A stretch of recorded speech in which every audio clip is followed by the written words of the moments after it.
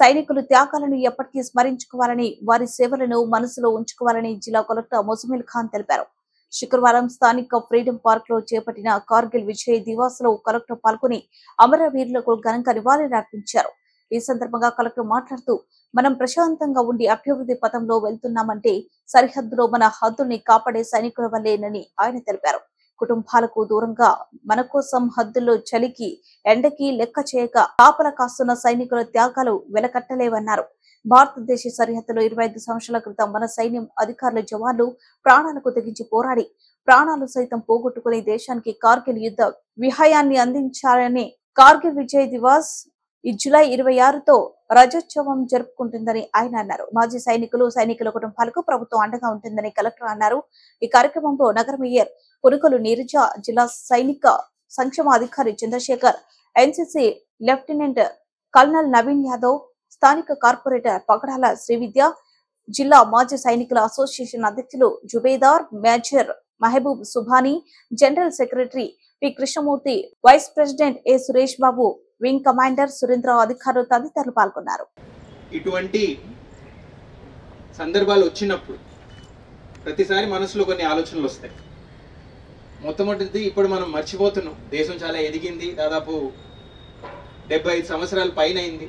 మనం అంత ఘనంగా ఈ పార్క్ లాంటివి కూడా కట్టుకొని ఒక 2-3 సంవత్సరాల ముందు 75 సంవత్సరాలు మన దేశ ఇండిపెండెన్స్ ని మనం సెలబ్రేట్ చేసుకున్నాం. కానీ ఆ ఇండిపెండెన్స్ ఏ సందర్భంలో వచ్చింది అనేది కొన్నిసార్లు మనం మర్చిపోతుంటాం. 1977లో చాలా మందికి ఈ విషయాలు తెలియవండి. ఒక కీలకమైన నిర్ణయం, మన ఆర్మీలో ఉన్న భారతీయులందరూ ఆ సమయానికి మేము బ్రిటిష్ వాళ్ళతో ఉండము, మేము మా దేశాన్ని తెచ్చుకుంటామని బలపరచడం వల్లనే ఒక కీలకమైన నిర్ణయం స్వాతంత్రం 1947లో తెచ్చుకుందాం అనేది నిర్ణయించడం జరిగింది. ఆర్మీ మనతో ఆ సమయంలో కూడా లేకపోతే స్వతంత్రం అనేది ఇంకొక 10-15 సంవత్సరాలు దూరం అయ్యేది. మొదటిది, చాలా మంది వయసు తక్కువ ఉన్న వాళ్ళు ఉన్నారు కాబట్టి ఆలోచించండి ఒకసారి. మనం ఇంత ప్రశాంతంగా ఉన్నాం ఈ రోజు కాబట్టి ఆ రోజు మర్చిపోతున్నాం.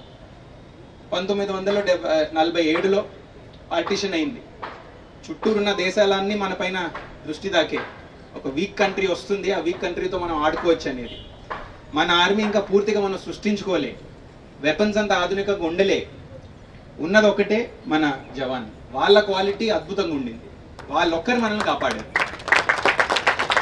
ఆ సమయంలో హద్దులపై నుంచొని ఇది మా హద్దు, ఇది మా దేశం అని చెప్పకపోతే దేశం ఏంటి, స్వాతంత్రం ఏంటి? ఇది మనం మనసులో ప్రతిసారి పెట్టుకోవాలండి. వాళ్ళు అప్పుడు చేసిన త్యాగాల్ని, వాళ్ళు అర్పించిన సేవల్ని ఎప్పుడు మనం మర్చిపోకుండా మనసులో పెట్టుకోవాలనే మాట మనం అందరూ వయసులో తక్కువ ఉన్న మనసులో పెట్టుకొని ముందుకు నడవాలి. ఇప్పుడు అప్పటి పరిస్థితి అలా ఉంటే ఇప్పటి పరిస్థితి ఏంటి గమనించండి. ఇంత ప్రగతి చెందే దేశంలో ఉన్నాం, అతి ఎక్కువగా ఉన్న జనాభా ఉన్న దేశంలో ఉన్నాం, ఇంత డెవలప్మెంట్ చూస్తున్నాం. కానీ డెవలప్మెంట్ ఎక్కడి నుంచి వస్తుందండి? మన హద్దులు మనకు తెలియకపోతే, హద్దుల్ని మనం కాపాడే వాళ్ళు లేకపోతే, ఈ వీరులు వెళ్ళి అక్కడ సేవ చేయకపోతే లోపలేమవుతుంది గమనించారండి ఎప్పుడన్నా? హద్దులుంటేనే లోపల ప్రగతి. హద్దుల పైన వీరులు నుంచున్నారు, ఎండలో నుంచున్నారు, చలిలో నుంచున్నారు, మంచులో నుంచున్నారు కాబట్టే లోపల మనం ఇంత ప్రశాంతంగా మన ఇంట్లో మనం పడుకోగలుగుతున్నాం. ఇది కూడా మనం దృష్టిలో ప్రతిసారి పెట్టుకోవాలండి. ఇటువంటి సందర్భాలు వచ్చినప్పుడు మనసులో ఇంకా సంకల్పం చేసుకొని గుర్తుపెట్టుకోవాలి, మన కోసం వాళ్ళు అక్కడ ఉన్నారనేది ఎప్పుడు మర్చిపోకూడదండి. ఇప్పుడు ఇదంతా అయిన తర్వాత మనం చేయాల్సింది ఏంటి? మొన్న కూడా ఒక సందర్భంలో మన దేశ ముఖ్యులు, ప్రెసిడెంట్ గారు కొన్ని సన్మానాలు